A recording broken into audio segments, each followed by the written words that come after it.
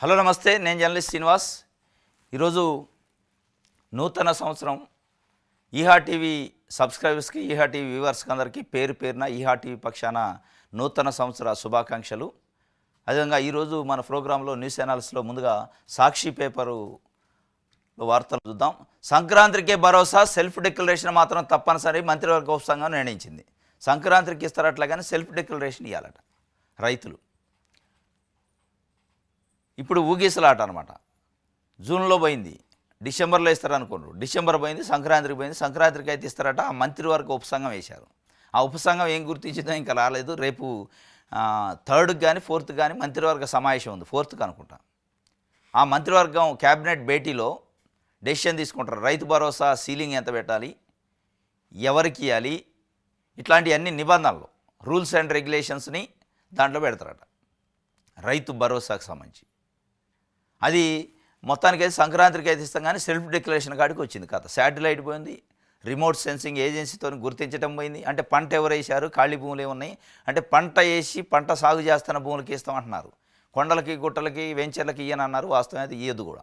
దానికోసం టెక్నాలజీ వాడుకుంటాం, remote సెన్సింగ్తోని satellite వ్యవస్థతోని గుర్తిస్తామన్నారు. మరి అది ఎడిపోయిందో మళ్ళీ సెల్ఫ్ డిక్లరేషన్ కాడికి వచ్చింది. రైతులే సెల్ఫ్ డిక్లరేషన్ ఇవ్వాలి, నేను పంట వేసిన ఇన్ని ఎకరాల్లో అని ఇస్తే దాన్ని మళ్ళీ వాళ్ళు ఎంక్వైరీ చేసుకొని ఇస్తారట. మరి ఇదంతా పెద్ద ప్రాసెస్ లెక్కనే ఉంది.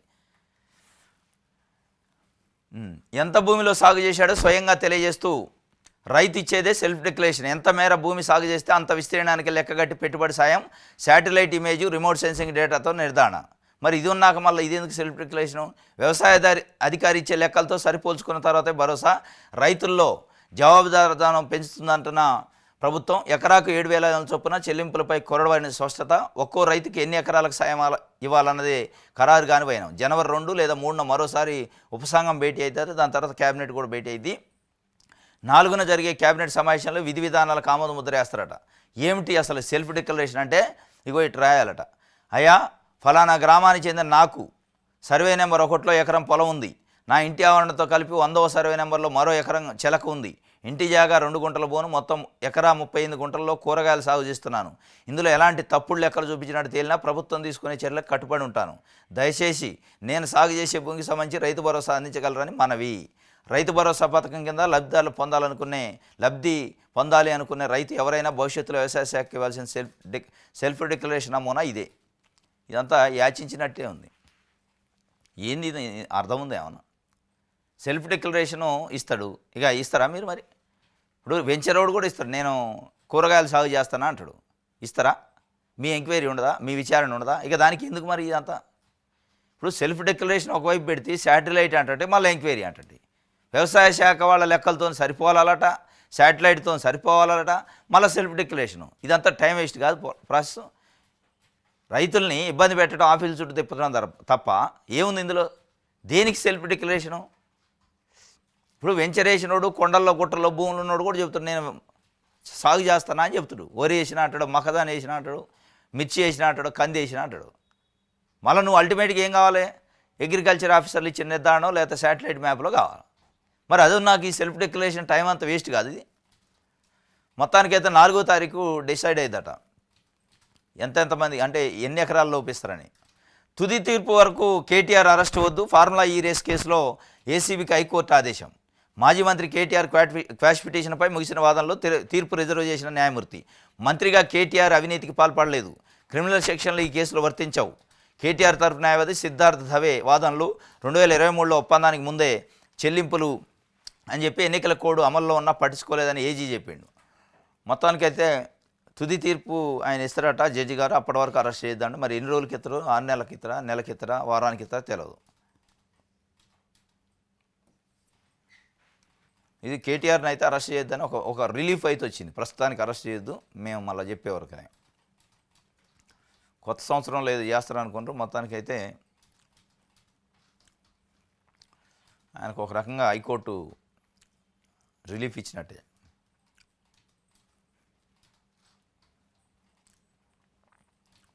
$18,000 ఫిక్స్డ్ వేతనం చెల్లించాలి. ఈఎస్ఐ, పిఎఫ్, ఉద్యోగ భద్రత కల్పించాలి. ఇందిరా పార్క్ వద్ద ఆశా వర్కర్ల రాష్ట్రవ్యాప్త బస్సు జాత ముగింపు సభ. రాష్ట్ర వ్యాప్తంగా పనిచేస్తున్న ఆశా వర్కర్లకు 18,000 ఫిక్స్డ్ వేతనం ఇవ్వాలని ఈఎస్ఐ, పీఎఫ్తో పాటు ఉద్యోగ భద్రత కల్పించాలని, న్యాయమైన డిమాండ్లను పరిష్కరించాలని ఉద్యోగులు డిమాండ్ చేశారు. తెలంగాణ ఆశా వర్కర్ల యూనియన్ సిఐటి ఆధ్వర్యంలో డిసెంబర్ 15 నిర్మల్లో ప్రారంభమైన రాష్ట్ర బస్సు జాత 17 రోజుల పాటు కొనసాగి మంగళవారం ఇందిరా పార్కు ధర్నా చౌక్లో ముగింపు సభ జరిగిందట. దాంట్లో వాళ్ళు చెబుతుంది 18,000 ఫిక్స్డ్ వేతనం ఇవ్వాలి, ఈఎస్ఐ ఇవ్వాలి, పీఎఫ్ ఇవ్వాలి. వాళ్ళు పాపం రోడ్ల మీద పడి తిరుగుతూ ఉన్నారు వాళ్ళ డిమాండ్ కోసం. ఇంతవరకు వాళ్ళని పట్టించుకుంటూ లేడు. సెల్ ఫోన్ చూస్తున్నామన్నందుకు ఆత్మహత్య చేసుకుందట యువతి ఏటూరు నాగరంలో. సెల్ ఫోన్ చూస్తున్నామని తల్లిదండ్రులు మందలించడంతో ఒక యువతి పురుగు మందు తాగి ఆత్మహత్యకు పాల్పడింది. ములుగు జిల్లా ఏటూరు నాగరంలో మంగళవారం జరిగిన ఘటన వివరాలు. మండల కేంద్రంలో 4వ వార్డుకు చెందిన బట్టు బాబు సమ్మక్కలకి 2 అమ్మాయిలు, ఒక కుమారుడు ఉన్నారు. పెద్ద కుమార్తె బట్టు మనీషా 25 సంవత్సరాలు తరచూ ఫోన్ చూసేది. దీంతో తల్లిదండ్రులు ఆమెను మందలించారు. మనస్తాపానికి గురై మనీషా డిసెంబర్ 29న ఇంట్లో ఎవరు లేని సమయంలో పురుగుల మందు తాగింది. ఇరుగు పొరుగు వారు గమనించి ఆమెను వరంగల్కు తరలించగా చికిత్స పొందుతూ మంగళవారం రాత్రి మృతి చెందింది. అయిపోయి ఏముంది, జీవితాలు చీకటి చేసుకోవడం తప్ప ఏమైంది సెల్ ఫోన్ చూడకపోతే. తల్లిదండ్రులు మన మంచికే చెప్తారు కదా, సెల్ ఫోను వద్దంటున్నారు చూడొద్దంటున్నారని పురుగుల మందు తాగింది, చచ్చిపోయింది. 2 రోజులు బ్రతుకు పోరాటం చేసి. ఇది సాక్షికి సంబంధించి. దిశ చూద్దాం.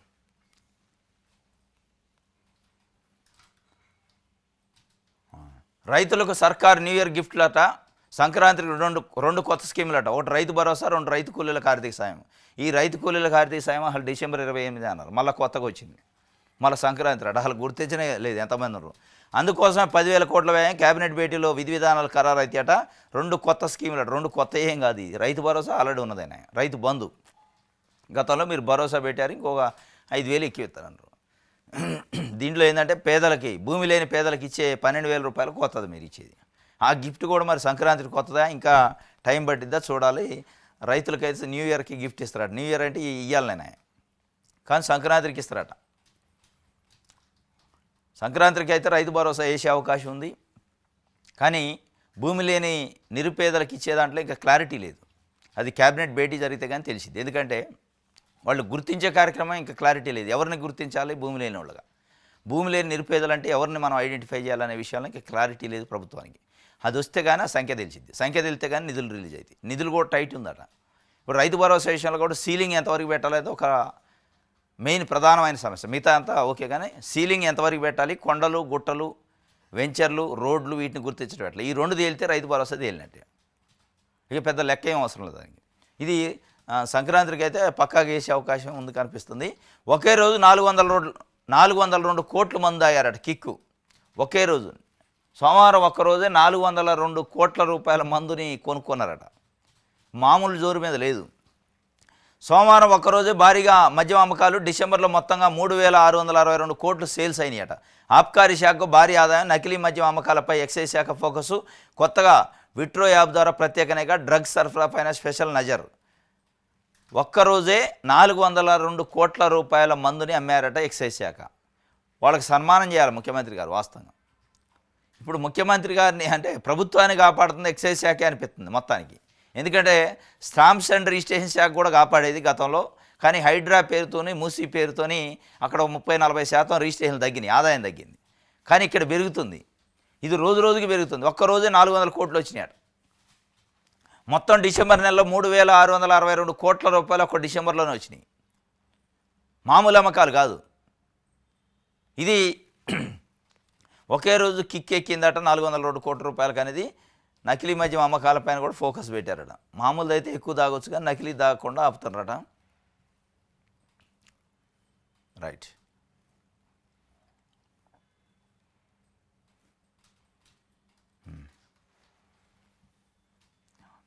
ఆంధ్రప్రదేశ్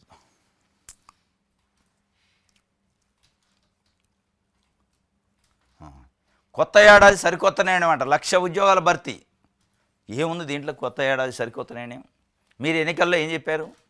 మేము గెలిస్తే మొదటి సంవత్సరంలో 2,00,000 ఉద్యోగాలు అంటే ఇవ్వకపోతే మళ్ళీ కొత్త ఏడాది కొత్త 1,00,000 ఉద్యోగాలని కొత్త నిర్ణయం అంట. సరికొత్త నిర్ణయం ఏముంది ఇందులో?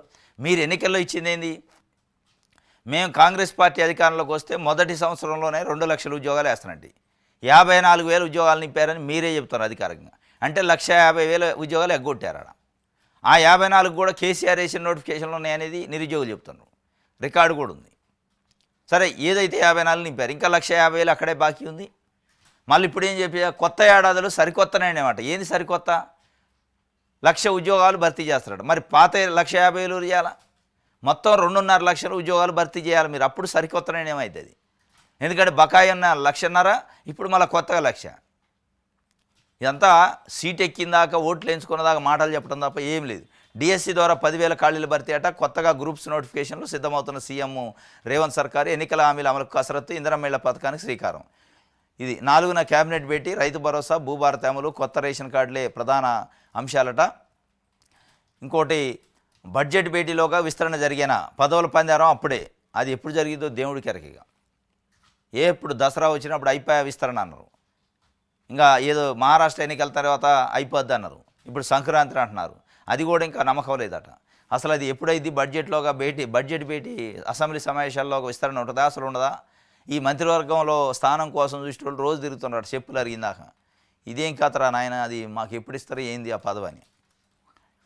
మొత్తానికైతే 1,00,000 ఉద్యోగాలని 1,50,000 ఉద్యోగాలు ఎగ్గొట్టే కార్యక్రమం రేవంత్ రెడ్డి గారు స్టార్ట్ చేసిండు. ఎందుకంటే ఒక రకంగా అది యూటర్నే, మోసం అన్నట్టే. ఎందుకంటే చెప్పిందేమో ఒక రకంగా ఉండే, చేసేది ఇంకో రకంగా ఉండే.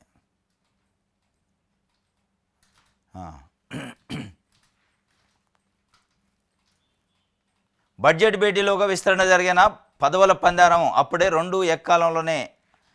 నిరాశ నిస్పృహల్లో నేతలు ఉన్నారట. కీలక పదవుల సీఎం ఉదయం ఉన్నాయి. హోంమంత్రి, సాంఘిక సంక్షేమ, గనులు, విద్య, పట్టణాభివృద్ధి ఇవన్నీ రేవంత్ రెడ్డి గారి దగ్గరే ఉన్నాయి. 6గురికి మంత్రి పదవులు ఇచ్చే అవకాశం ఉంది, వాళ్ళు వెయిటింగ్. కొన్ని నామినేటెడ్ పదవులు 40 దాకా కార్పొరేషన్లు ఉన్నాయి, వాళ్ళు వెయిటింగ్. డిప్యూటీ స్పీకర్ లేడు, చీఫ్ విప్ లేడు, వీళ్ళు వెయిటింగ్. ఇవన్నీ కలిపి ఒకటేసారి నింపుతారట. నింపి ఏకకాలంలో నింపి ఇక క్లోజ్ చేస్తారేమో. మళ్ళీ ఇది ఉండి అది మళ్ళీ ఊకే తనలాట కాకుండా మొత్తానికి సంక్రాంతికి కూడా ఉండే అవకాశం అనిపించట్లేదు. అధిష్టానం నుంచి క్లియరెన్స్ లేదట. డిప్యూటీ సీఎంని కలిసి రోజు అడుగుతుండట. అడుగుతుంటే మాది ఏం లేదు, అధిష్టానం నుంచి చెప్పదు, మనం ఏం చేయలేము, అక్కడ నుంచి ఏం గ్రీన్ సిగ్నల్ రాలేదని చెప్తుండట.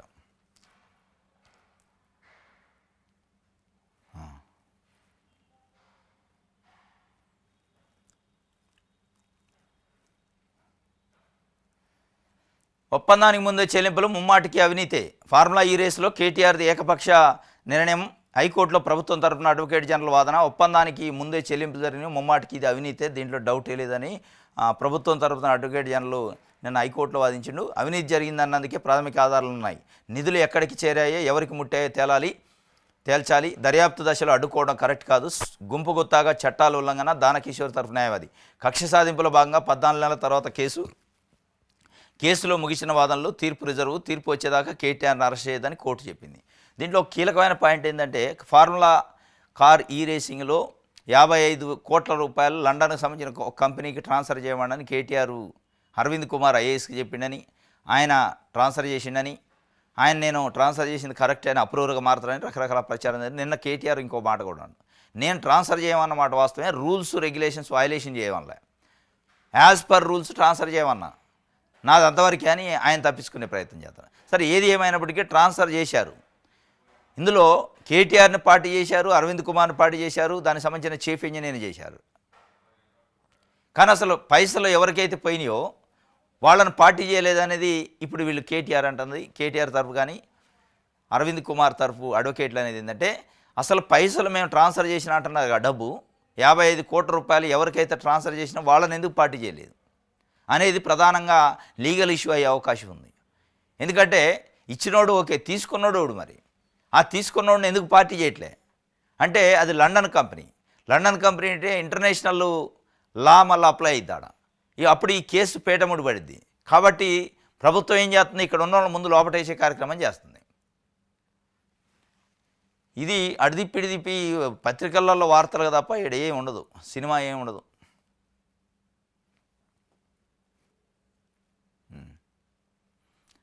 ఇది వెలుగుకు సంబంధించి ఆంధ్రజ్యోతి చూద్దాం.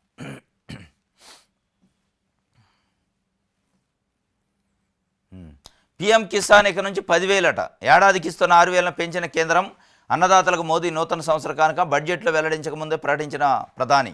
దేశవ్యాప్తంగా మరో 2,000 2 కోట్ల ఇళ్ల నిర్మాణంపై సర్వే ప్రాధాన్య ప్రాతిపదికన 3 నెలల్లో సర్వే పూర్తయితే అన్ని రాష్ట్రాలకు లేఖలు రాసిన కేంద్ర ప్రభుత్వం.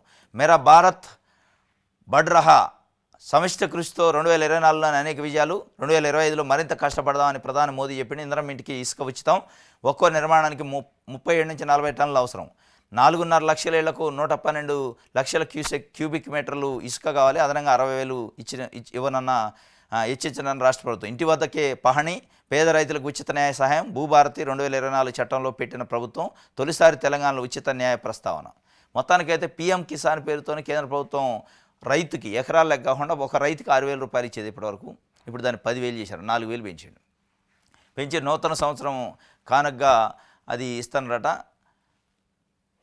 దీంతో ఒక కొంత బర్డెన్ పడింది. కానీ దీంట్లో ఏంటంటే పీఎం కిసాన్లో కొత్తగా ఎన్రోల్మెంట్ లేదు. ఇప్పుడు రైతు బంధు లేక కొత్తగా భూమి కొనుక్కున్నోళ్ళు, కొత్తగా భూమి అమ్ముకున్నోళ్ళు, లేకపోతే అమ్మి ఒకళ్ళ దగ్గర నుంచి ఒకళ్ళు ట్రాన్స్ఫర్ అయ్యేది కాదు భూమి. కొత్తగా పాస్బుక్ వచ్చిన వాళ్ళకి రైతు బీమా అదే రైతు బంధు వస్తుంది. కానీ పీఎం కిసాన్ రావట్లే. దాని ఎన్రోల్మెంట్ కూడా అవకాశం ఇవ్వాలి. మీరు పెంచుకుంటూ పోతున్నారు, 6,000 నుంచి 10,000 పెంచారు, సంతోషమే. మరి అసలు కొత్తగా పాస్బుక్ వచ్చిన వాళ్ళకి పీఎం కిసాన్ ఇంతవరకు ఎలిజిబిలిటీ రాలే. అసలు ఆ కార్యక్రమం తీసుకోవట్లే. అది కూడా రైతుల డిమాండ్ ఉంది దాని నుంచి కూడా. ఇంకోటి, ఇందిరమ్మ ఇంటికి ఉచితంగా ఇసుక ఇస్తారట. ఒక్కో నిర్మాణానికి 37 నుంచి 40 టన్నులు అవసరం అవుతాట. 4.5 లక్షల ఇళ్లకు 112 లక్షల క్యూబిక్ మీటర్లు ఇసుక అవసరం అయితే అదనంగా 60,000 వెచ్చించిన రాష్ట్ర ప్రభుత్వం. ఎవరికైతే ఇందిరమ్మ ఇల్లు శాంక్షన్ అయితే వాళ్ళకి ఉచితంగా ఇసుక కూడా ఇస్తారట ప్రభుత్వం. ఒక్కొక్క ఇంటికి 60,000 రూపాయలు ఇసుక పట్టిద్దట. అదనంగా అది కూడా ఖర్చు చేస్తారట. ఇంకోటి, పాణి కూడా భూభారతి పేరుతో కొత్తగా చట్టం తెచ్చారు కదా, దాంట్లో పాని ఇంటికే తెచ్చిస్తారట. ఇంటి వద్దకి పానీ కావాలని దరఖాస్తు పెట్టుకుంటే ఇంటికి పంపిస్తారట. ఇది ఒకటి కూడా కొత్తగా తీసుకొచ్చే అవకాశం ఉంది. ప్రతి రైతుకు భరోసా ఇస్తాం, సాగు చేసి అందరికీ ఇవ్వాలన్నదే నా అభిప్రాయం. దుష్ప్రచారం నమ్మొద్దు, మంత్రివర్గ ఉపసంఘం చర్చిస్తుంది. పథకం విధి విధానాలపై అక్కడే నిర్ణయం అవుతుందని మంత్రి తుమ్మల నాగేశ్వరరావు చెప్పిండు. ఈ యాసంగిలో 70 లక్షల ఎకరాల పంటల సాగు అంచనా. ఇందుకోసం రైతు భరోసాకు 5,250 కోట్లు అవసరం. ఇది వ్యవసాయ శాఖ మంత్రి తుమ్మల నాగేశ్వరరావు గారు చెప్తుండు. ప్రతి రైతుకు కూడా మేము భరోసా ఇస్తాం, సాగు చేసి అందరికీ ఇవ్వాలన్నదే నా నిర్ణయం. బయట జరిగే పుకార్లు నమ్మొద్దు, మంత్రివర్గ ఉపసంఘం కూర్చొని డెసిషన్ తీసుకుంటుంది, విధి విధానాలు ఖరారు చేస్తాం. దానికోసం 5,250 కోట్ల రూపాయలు కూడా సమీకరిస్తున్నామని చెప్పిండు. రైట్, ఇది నమస్తే తెలంగాణ. రైట్, ఆకలి కడుపులపై బుల్డోజర్లు, మళ్ళా బుల్డోజర్లు పోయినట్టు నేను హైడ్రా పేరుతోని. ఏవి రంగనాథ్ గారు హైడ్రా కమిషనర్, ఆయన ఏం చెప్పిండు, నేను తప్పు చేసిన అడ్డగోలు కూలం కూల్చే కార్యక్రమాలు ఉండవు, ఇప్పుడు చెరువులను రక్షించే కార్యక్రమం ఉంటుంది అన్నాడు. పోయి కాజాగూడలో దమ్మును కూల్తి. పేదోళ్ళు పాపం ఆకలి అవుతుందని చిన్నపిల్లలు ఏడుస్తున్నా కానీ ఆకుండా హైడ్రా మారేది లేదని జస్టిస్ లక్ష్మణ్ కూడా నిన్న కోర్టుకు పోయారు. వాళ్ళు లంచ్ మోషన్ పిటిషన్ వేశారు. ఏం లేదు, నోటీస్ లేదు, ఏది లేదు, పోవటం బుల్డోజర్ పెట్టి కూలవటమే. గతంలో జరిగింది, పేదోళ్ళ గూడు మీద దాడి చేసి వాళ్ళ గుండెలు పగలగొడుతుంది, మళ్ళీ అదే చేతురు పోయి. ఇప్పటికే మీ హైడ్రా అంటేనే, హైడ్రా కమిషనర్ రంగనాథ్ అంటే ప్రజల్లో ఒక నెగిటివ్ ఒపీనియన్ వచ్చింది. ఇది పేదోళ్ళ మీద దాడి చేసే హైడ్రా తప్ప పెద్దోళ్ళ జోలికి పోయే హైడ్రా కాదనేది ఒక ఇంటర్ప్రిటేషన్ ఆల్రెడీ స్టార్ట్ అయింది. అయినా బుద్ధి రాలేదా, పోయి అడ్డగోలుగా సామాన్య ప్రజలు రెక్కాడితే డొక్కాడిన వాళ్ళు ఇళ్ళ మీద దాడి చేసి ఒక రకంగా చట్టాన్ని చేతిలో తీసుకొని బుల్డోజర్తో దాడులు చేసి చిన్న చిన్న పిల్లలను కూడా చూడకుండా బయటపడేశారు వస్తువుల్ని. చిన్న పిల్లలను కనికరించలేదు. సామాన్లు తీసుకొని షెడ్లు ఖాళీ చేసేందుకు సమయం ఇవ్వాలని కోరినాం, మాకు చిన్న పిల్లలను ఎంత బతిమలాడినా అధికారులు కనికరించలేదు. బుల్డోజర్లతో ఒక్కసారిగా కూలగొట్టిండ్రు. పోలీసు బందోబస్తుతో మమ్మల్ని మాట్లాడనీయకుండా చేసి మా గోడు వినకుండా వాళ్ళ పని వాళ్ళు చేసుకొని పోయిండ్రు. చిన్నపిల్లలతో ఇప్పుడు రోడ్డును పడ్డాం. ఆకలితో ఉన్న పిల్లలకు అన్నం పెట్టే సమయం కూడా ఇవ్వలేదట. ఇంతకంటే దుర్మార్గం ఉంటుందా? ఏంది ప్రజాపాలన? ఎక్కడ ఉంటుంది ప్రజాపాలన అంటే? ఇదే, దీన్ని ప్రజాపాలన అంటారా? రంగనాథ్ని డిస్మిస్ చేసి పడేయాలి. అసలు ఏం నోటీస్ ఇస్తారు? జడ్జి గారు చెప్పిండు, అంతకుముందు కూడా క్లాస్ పీకిండు ఇదే జడ్జి గారు, ఇదే ఏవి రంగనాథ్కి. ఏం తమాషాలు పడుతున్నావా? నోటీస్ ఇచ్చేది లేదు, టైం ఇచ్చేది లేదు, వారం రోజులు టైం ఇవ్వాలి, పెద్దోళ్ళకైతే ఒక రకంగా పేదోళ్ళకైతే ఒక రకంగా అని క్లాసే పీకా. నువ్వు బుల్డోజర్ ఇచ్చి నైట్ పంపించి పిల్లలు అలోట్ ఇస్తాను ఆకలని కనీసం పట్టించుకోకుండా కూలిపోయి 24 గంటల గడువు మాత్రం ఎలా ఇస్తారు? బాధితులకు సమాధానం ఇచ్చే వ్యవధి ఇవ్వరా? వివరణ ఇచ్చేందుకు గడువు ఇవ్వాల్సిందే. గతంలో హెచ్చరించిన వైఖరిలో మార్పు రాలేదు. ఇలాగైతే కమిషనర్ను మళ్ళీ కోర్టుకు పిలుస్తాం. ఖాజాగూడ కూల్చివేతలపై హైకోర్టు ఆగ్రహం వ్యక్తం చేసిందట. పాపం ఆకలి కడుపులపైన బుల్డోజర్ పెట్టి దాడి చేశారు పాపం.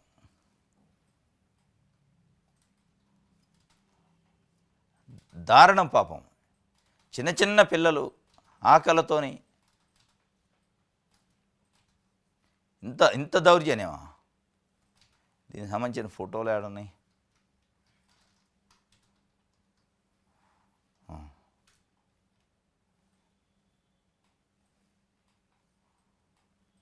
అగో చూడు, దమ్మును కూల్చిపడేశారు.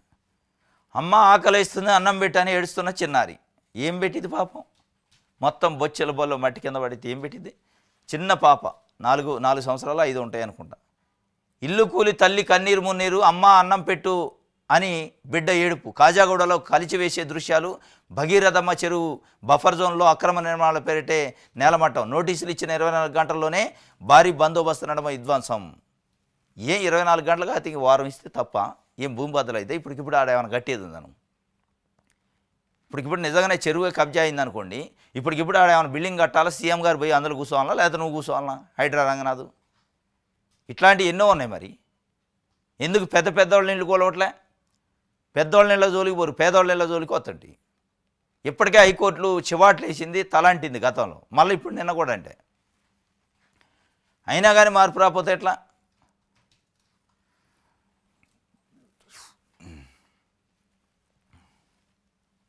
రైట్, మన తెలంగాణ చూద్దాం. బడ్జెట్ పైన కసరత్తు జరుగుతుందట. అన్ని శాఖల నుంచి ప్రతిపాదనలు కోరిన ప్రభుత్వం జనవరి 4లో పంపాలన్న ఆదేశం. ఉత్తర్వులు జారీ చేసిన ఆర్థిక శాఖ ప్రత్యేక ప్రధాన కార్యదర్శి. ఫిబ్రవరిలో బడ్జెట్ ఉంటుంది కాబట్టి కసరత్తు జరుగుతుందట. అన్ని డిపార్ట్మెంట్లు లెటర్లు రాసిందట ఫైనాన్స్ డిపార్ట్మెంటు. మీ ప్రతిపాదనలు పంపండి ప్రపోజల్స్ అని. 200 కొత్త పంచాయతీలు, తాండాలు, గూడెములు, అనుబంధ గ్రామాలకు పంచాయతీ హోదా. అసెంబ్లీ ఎన్నికల సమయంలో వినతుల విలువ. గ్రామ పంచాయతీల ఎన్నికల నేపథ్యంలో సర్కార్ కసరత్తు. 350 కనీస జనాభా నిబంధనలు మార్చాలని ఒత్తిడి. కొత్త పాత గ్రామ పంచాయతీలు కలిపి ఎన్నికలు. 200 కొత్త గ్రామ పంచాయతీలు ఏర్పాటు అవుతున్నాయట. వాటికి ఇప్పుడు జరిగే పంచాయతీ ఎన్నికలతోనే పెడతారట. ఇది ఒక వార్త. అయితే చేసింది జాలి కాపండి, హైడ్రా కూల్చివేతలపై హైకోర్టు ఆగ్రహం. ఎఫ్టీఎల్ బఫర్ జోన్ పరిధి తేల్చకుండా ఎలా కూల్చివేతలు చేపడతారని నిలదీత. నోటీసులు జారీ చేసిన 24 గంటల్లోని చర్యల. ఇది పునరావృతం అయితే కమిషనర్ను కోర్టుకు పిలవాల్సి వస్తుందని హైకోర్టు. కోర్టుకు పిలవటం కాదు, ఇంటికి పంపాలా. అరే కోర్టు అదివరకు పిలిచి చెప్పా, మళ్ళీ అదే చేస్తాడు. వారం టైం ఇవ్వాలి కనీసం. 24 గంటల టైం ఇచ్చి దమ్మును కూల్చి. అసలు మీరే చెప్పారు చెరువులకి బఫర్ జోన్ అయితే ఎఫ్టీఎల్ లేదా ఇంకా నిర్ధారించలేదని. నిర్ధారించకుండానే ఎక్కడ కూల్చినావు నువ్వు? ఆడ పోయి భగీరథమ్మ చెరువు అట నువ్వు కొలిచావు. కొలిచి నిర్ధారణ అయ్యాది నీకు ఎఫ్టీఎల్ ఎక్కడ బఫర్ జోన్ అని. ఎట్లా కొలుస్తారు? పేదోళ్ళ కడుపు కొట్టే కార్యక్రమం కాకపోతే ఏంటిది? పిలవాలి, హైకోర్టు పిలవటం కాదు, అసలు ఇంటికి పంపాలి. ఇట్లాంటి ఉండొద్దు. ఈనాడు చూద్దాం.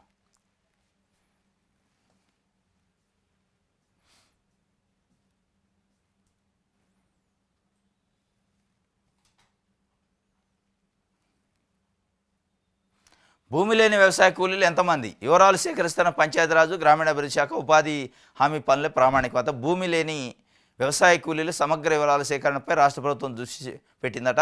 వ్యవసాయ కూలీలకు ఏటా 12,000 ఆర్థిక సాయం పథకం అమలు కోసం అర్హుల గణాంకాల సేకరణ చేపట్టిన సర్కారు.